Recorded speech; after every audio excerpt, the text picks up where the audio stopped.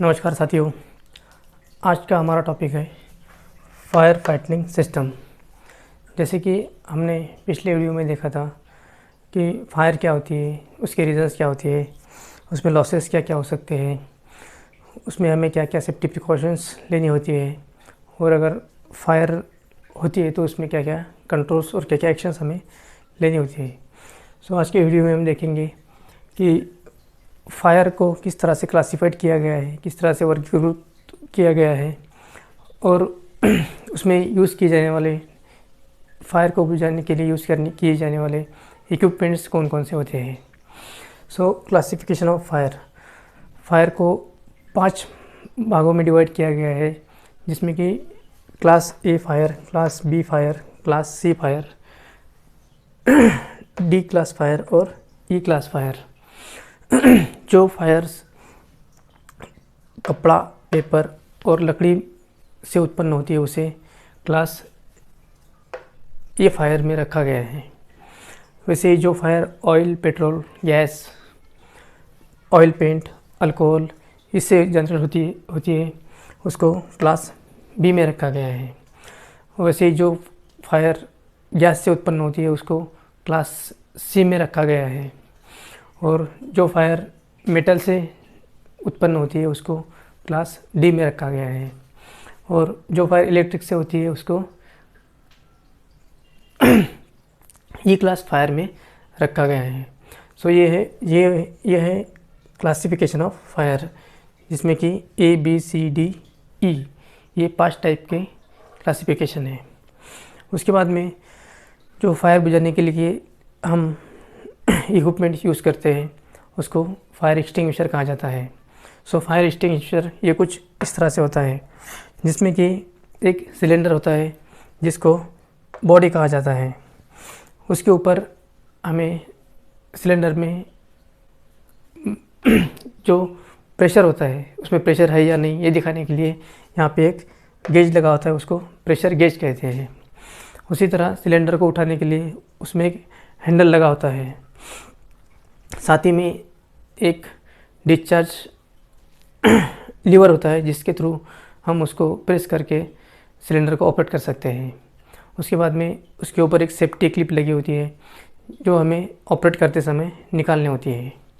उसके बाद में एक पाइप लगा होता है और नीचे में एक नोज़ल लगा होता है। पाइप का यूज़ हम आग बुझाते टाइम डायरेक्टली फायर के बेस में पकड़कर किया जाता है। सो ये हो गया हमारा फायर एक्सटिंग्विशर। उसके बाद में हम देखते हैं कि फायर एक्सटिंग्विशर का यूज़ कैसे करना है।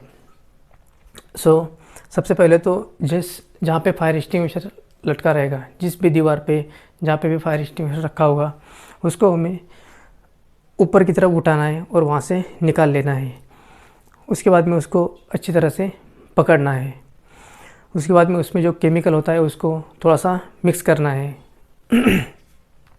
उसके बाद में फायर एक्सटिंग्विशर में जो सेफ्टी क्लिप लगी होती है उस सेफ्टी क्लिप को निकालना है, और उसके बाद में जो डिस्चार्ज लीवर होता है उस डिस्चार्ज लीवर को हमें प्रेस करके फायर के बेस के ऊपर पाइप के थ्रू उस केमिकल को अप्लाई करना है। सो ये हो गया उसका यूज़ करने का मेथड।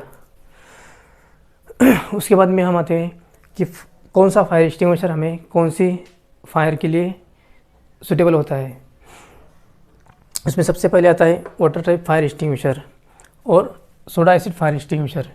ये जो फायर एक्सटिंग्विशर होते हैं ये क्लास ये फायर के लिए यूज़ की जाती है, यानी कि क्लॉथ, पेपर, लकड़ी, इनसे जो फायर होती है उसके लिए वाटर टाइप फायर एक्सटिंग्विशर और soda acid type fire extinguisher का यूज़ किया जाता है। उसके बाद में आते हैं फोम टाइप फायर एक्सटिंग्विशर।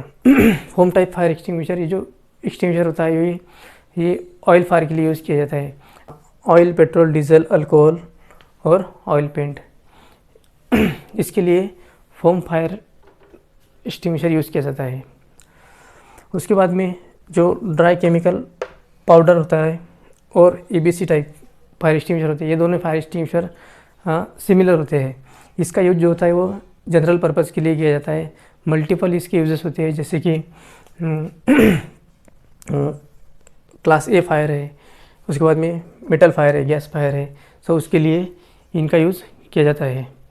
उसके बाद में CO2 टाइप फायर एक्सटिंग्विशर और CTC यानी कि carbon tetrachloride type fire extinguisher. So इनका यूज़ जो होता है, इनका यूज़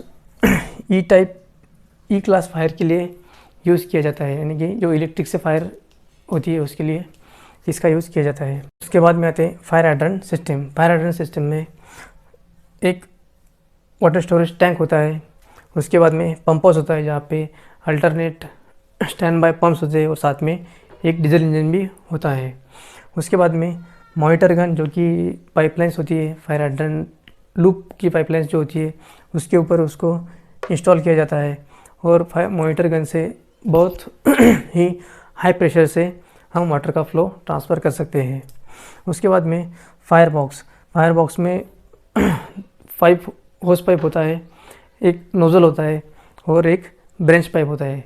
ब्रेंच पाइप यानी कि एक छोटी साइज़ का पाइप होता है जो कि पानी का प्रेशर ज़्यादा क्रिएट करने में मदद करता है। उसके बाद में हाइड्रेंट हेड ये भी पाइपलाइन के लूप को, जो फायर हाइड्रेंट लाइन के लूप्स होती है, पाइपलाइंस होती है, उसके ऊपर इसको लगाया जाता है और फायर हाइड्रेंट हेड में जो होस पाइप होते हैं उसके साथ में कनेक्ट किया जाता है। उसके बाद में फोम मॉनिटर एक फोम टैंक होती है जिसमें A3F का सॉल्यूशन भरा हुआ होता है। मोबाइल फोम ट्रॉलीज़ जो कि छोटी ट्रॉलीज़ होती है जिसको हम एक जगह से दूसरी जगह पे कैरी कर सकते हैं, जिसमें फोम भरा हुआ होता है। सो ये हो गया कुछ फायर फाइटिंग सिस्टम के बारे में। सो आज की वीडियो में इतना ही, मिलते हैं अगली वीडियो में। धन्यवाद।